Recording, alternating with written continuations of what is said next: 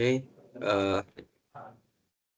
selamat malam, selamat pagi, dan mungkin selamat siang buat rekan-rekan semuanya. Jadi kami di sini coba untuk mempresentasikan ya test sheet yang pertama. Ini terkait konvolusi, baik itu discrete dan kontinu. Jadi ya sebelum kita mulai eh, di sesi ini kita coba bahas ya salah satu konsep yang cukup dasar atau fundamental dalam pengelolaan sinyal gitu, yaitu operasi konvolusi. Baik itu konvolusi yang sifatnya tuh dia discrete ataupun dia kontinu.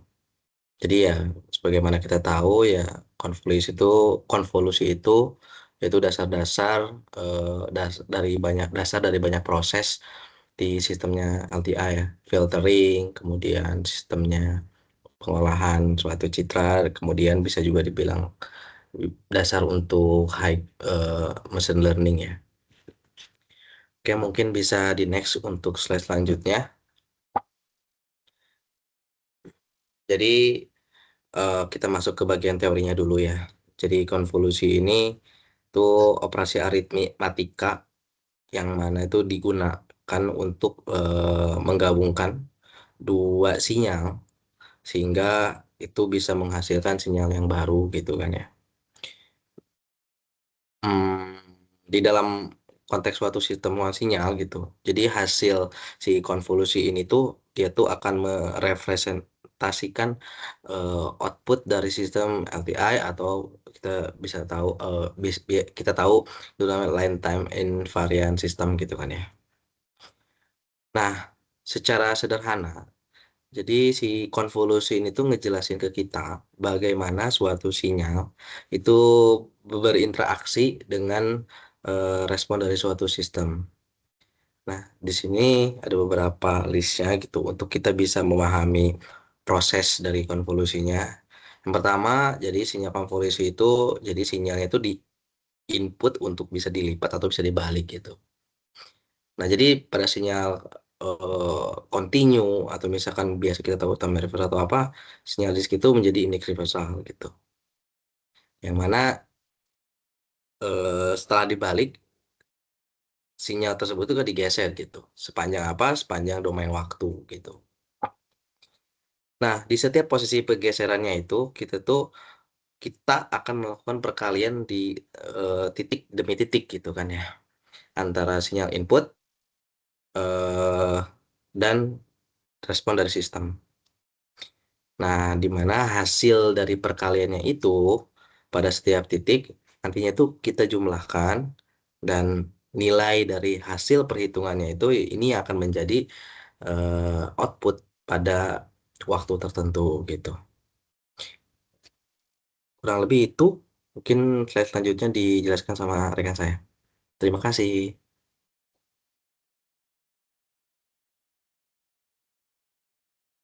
Oke, terima kasih Pak Eksan. Untuk slide selanjutnya, yaitu intuisi dasar konvolusi, saya lanjutkan. Itu dengan secara sederhana, konvolusi dapat dianggap sebagai proses menggeser, membalik, atau mengalihkan suatu fungsi. Proses ini digunakan untuk melihat bagaimana suatu sistem merespon sebuah sinyal input. Langkah-langkah intuitif konvolusi dapat dijelaskan sebagai berikut ya. Yang pertama itu flip atau membalik fungsi dari HT menjadi H-T. Nah, ini berarti respon impuls sistem dibalik terhadap sumbu waktu. Dan yang kedua ada shift atau menggeser fungsi tersebut menjadi HT dikurang tahu. Pergeseran ini dilakukan sepanjang sumbu waktu untuk melihat pengaruh sistem pada setiap waktu tertentu. Dan yang ketiga ada multiply atau mengalihkan sinyal input XT dengan HT dikurang tahu. Pada tahap ini, kita mengalihkan sinyal input dengan respon sistem yang sudah digeser. Dan yang keempat, ada integrate atau menjumlahkan hasil perkalian untuk semua nilai tahu. Proses penjumlahan ini yang menghasilkan nilai keluaran sistem pada waktu T. Nah, dari proses ini, kita bisa memahami bahwa konvolusi menghitung seberapa besar overlap atau tumpang tindih antara sinyal input dan respon impuls sistem pada setiap waktu. Selanjutnya akan dilanjutkan dari rekan saya, Ibu Moza. Silakan, Bu Moza. Oke, di sini saya akan menjelaskan sifat-sifat dari konvolusi. Konvolusi memiliki sifat-sifat, yaitu ada 4, yaitu komutatif, asosiatif, distributif, serta konvolusi dengan transformasi Fourier. Kita jelaskan satu-satu dulu, yaitu ada sifat komutatif. Sifat komutatif ini bisa ada notasinya, yaitu seperti konvolusi ZT dengan HT adalah sama dengan HT konvolusi ZT. Nah, sifat ini menyatakan bahwa urutan sinyal yang dikonvolusi itu tidak penting. Anda dapat membalik perannya, peran input dan respon impuls, yang berarti secara matematis ini menghitung ZT konvolusi HT, yaitu sama dengan HT konvolusi ZT. Hal ini jadi kalau komutatif ya hanya pertukaran saja sih, seperti biasa ya. Nah, yang kedua ini ada asosiatif. Asosiatif tuh apa sih? Kalau asosiatif ini bisa kita kelompokkan. Nah, seperti mengkelompokkan konvolusi ZT dengan H1T dulu. Setelah hasilnya sudah dapat, bisa langsung kita konvolusikan lagi dengan H2T. Sama dengan ketika kita menghitung H1T dikonvolusikan dengan H2T terlebih dahulu, baru dikonvolusikan dengan ZT. Sifat ini sangat relevan untuk sistem cascade atau seri yang bisa kita lihat ya. Asosiatif ini kita dapat mengkelompokkan konvolusi itu sesuka kita, jadi kita bisa terserah mau ngitung yang mana dulu. Biasanya sih akan lebih mudah ketika kita mengkonvolusikan si respon impuls dulu, yaitu si H1T dikonvolusikan dengan H2T, baru dikonvolusikan dengan ZT. Biasanya hal itu lebih mudah untuk kita cari caranya ya. Nah, yang ketiga ini ada distributif. Distributif itu di sini distributif dalam kita dapat menghitung sama saja seperti pengelompokan, tapi kita di sini menghitung perjumlahan dari respon impulsnya dulu, yaitu H1T plus H2T baru dikonvolusikan dengan ZT. Yaitu berarti dia harus dikonvolusikan satu persatu, jadi dibagi. ZT ini harus dikonvolusikan satu persatu ke impuls H1T dan H2T. Sifat ini berkaitan dengan sistem paralel. Jika input ZT masuk ke kedua sistem H1 dan H2 secara paralel dan outputnya dijumlahkan, hasilnya akan sama dengan jika kita menjumlahkan respon impuls keduanya terlebih dahulu, baru mengkonvolusikannya dengan ZT. Jadi sebenarnya hasilnya sama aja. Mau kita konvolusikan si ZT ini ke respon impulsnya satu-satu, atau kita mau menjumlahkan si respon impulsnya terlebih dahulu. Itu hasilnya sama aja. Distributif ini menunjukkan bahwa operasi dari konvolusi ini konsisten dengan operasi penjumlahan. Nah, sifat yang terakhir ini konvolusi dengan transformasi Fourier. Nah, transformasi Fourier ini adalah konvolusi di domain waktu adalah setara dengan perkalian di domain frekuensi, yaitu notasinya di sini ada ZT konvolusi HT bertransformasi menjadi XF dikali HF. Nah, itu sebenarnya sama aja konsepnya, atau bisa juga kita misalnya si ZT konvolusi HT bertransformasi menjadi Z omega dan H omega. Itu artinya sama aja. Jadi ini adalah sifat yang paling kuat dan merupakan kunci untuk dari menganalisis sistem LTI. Sistem ini nih menghubungkan si konvolusi dengan transformasi Fourier. Konvolusi di domain waktu, yaitu ada ZT konvolusi HT, adalah operasi yang cukup rumit ya, integral dan cukup memakan waktu.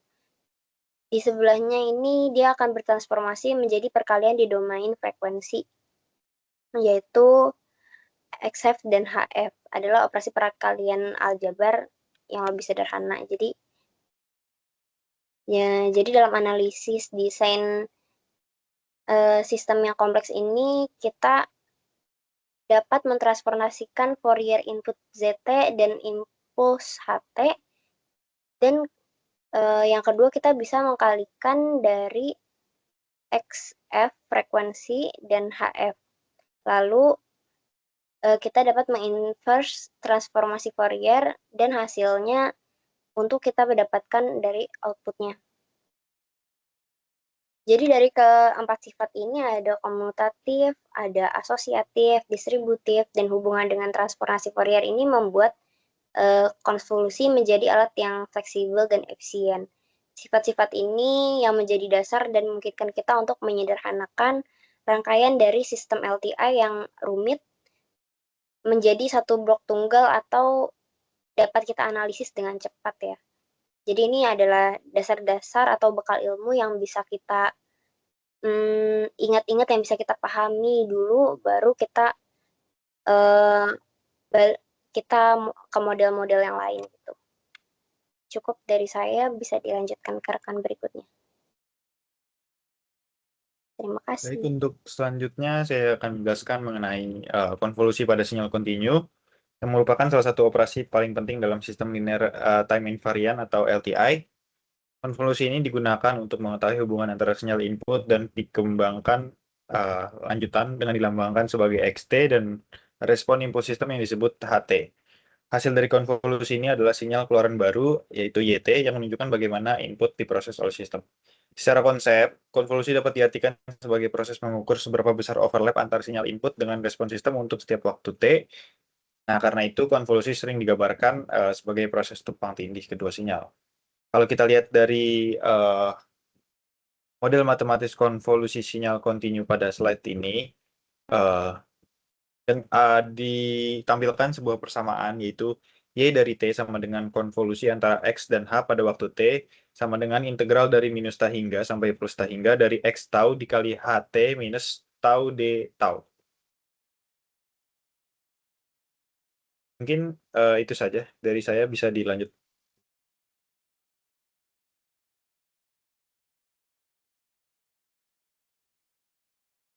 Baik, di sini saya akan menjelaskan terkait konvolusi pada sinyal diskrit. Jadi sebetulnya untuk ini bedanya sama konvolusi pada sinyal kontinu adalah kalau sinyal kontinu itu diintegralkan untuk model matematisnya, kalau di sinyal diskrit itu dilakukan penjumlahan. Bisa dilihat, jadi definisinya ya sebagai penjumlahan terhadap indeks waktu yang berbeda. Prosesnya sama dengan sinyal kontinu. Kemudian di sini model matematisnya tadi bedanya cuma di penjumlahan aja, di mana YN sama dengan penjumlahan dari K minus tau hingga sampai tau hingga dari XK dikalikan HN minus K. Jadi notasinya itu adalah nilai output Y di waktu N adalah jumlah dari seluruh nilai X pada indeks K dikalikan respon impuls H yang digeser sebesar N, di mana di sini XK-nya itu adalah sampel sinyal input pada indeks K, kemudian HN-K-nya itu respon impulsnya yang dilakukan pergeseran atau pembalikan, kemudian penjumlahan ini tadi menjumlahkan semua hasil perkalian untuk seluruh nilai K. Nah, YN-nya ini adalah output diskrit pada indeks N. Oke, dilanjut dengan Pak Malvin. Oke, kali ini selamat malam sebelumnya Bapak Ibu. Saya kali ini mau menjelaskan slide selanjutnya yaitu hubungan konvolusi dengan sistem LTI atau linear time invariant. Nah, inti dari analisis sistem LTI ini sebenarnya itu adalah operasi konvolusi ya. Mana konvolusi sendiri adalah operasi yang mendefinisikan bagaimana sebuah sistem merespon sinyal input. Singkatnya, konvolusi itu adalah cara kita menghitung output Y dari sistem ketika kita memiliki sinyal input berupa X dan karakteristik sistem berupa H. Oke, lalu kita lihat konvolusi ini dirumuskan secara matematis ya. Untuk sinyal waktu kontinu, ini untuk sinyal yang berjalan secara kontinu seiring waktu seperti sinyal audio ataupun tegangan. Itu model matematikanya adalah YT sama dengan XT dikali H kali T. HT, sorry. Nah, di mana YT sendiri adalah output dan XT adalah input. Dan HT adalah respon impuls sistem, sorry. Nah, sinyal waktu diskrit. Nah, itu untuk sinyal diskrit seperti data digital atau sampel, itu model matematikanya adalah YN sama dengan XN konvolusi HN ya. Nah, sama seperti sebelumnya, YN itu adalah output, XN adalah input, dan HN adalah respon impuls diskrit. Lalu konvolusi itu hanya dapat diterapkan dan menjadi model yang akurat jika sistem memiliki dua sifat kunci, yaitu linearitas dan time invariance. Nah, sifat linearitas konvolusi ini itu memungkinkan kita untuk memecah sinyal input XT atau XN menjadi kumpulan impuls-impuls kecil yang dijumlahkan atau yang tadi disebut superposisi ya. Sistem linear ini menjamin bahwasanya respon total adalah jumlah dari respon-respons impuls individu. Nah, untuk sifat time invariance atau kevariabelan waktu, itu memastikan bahwa apabila kita menggeser atau menunda input, maka respon sistem juga akan bergeser persis seperti dan bentuknya juga tidak berubah gitu loh. Respon sistem ini tidak bergantung pada kapan sinyal diberikan, tetapi pada perbedaan waktu sinyal saja. Oke, itu penjelasan saya tentang hubungan konvolusi dengan sistem LTI atau linear time invariant. Sepertinya ini udah slide terakhir ya. Terima kasih Bapak Ibu. Oke, terima kasih Bapak Ibu semuanya.